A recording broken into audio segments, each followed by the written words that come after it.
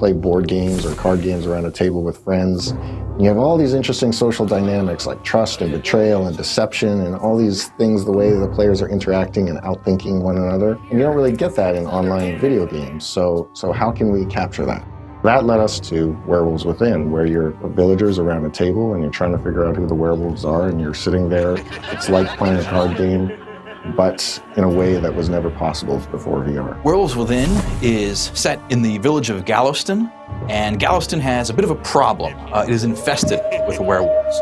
And so every night, the villagers get together to figure out who among them are these horrible werewolves acting with these vicious depredations, and they are trying to figure out who to condemn to their doom. There's things that VR replicates. For example, the whisper feature in our game, you could do that in real life, whisper to the person next to you. It really lets you bring that game table experience into VR, into this new technology. All of these social cues, these physical presence elements, these ambient movements that you make while you're at the table, reading your tells and your pantomimes and your giveaways, all of those translate almost perfectly into VR. And that was a perfect fit into the social deduction game that we eventually found ourselves making with Werewolves Within. Your friends have become other townsfolk villagers in this medieval village together, sitting around the table, seeing everybody's body language, talking to each other, playing these social deduction style games, and having a great time, whether you're around the world or next door. One of the features I really like to use in the game is the monologue feature, and most players stand up and they deliver a very heartfelt diatribe on why you shouldn't vote for them or why you should vote for this guy.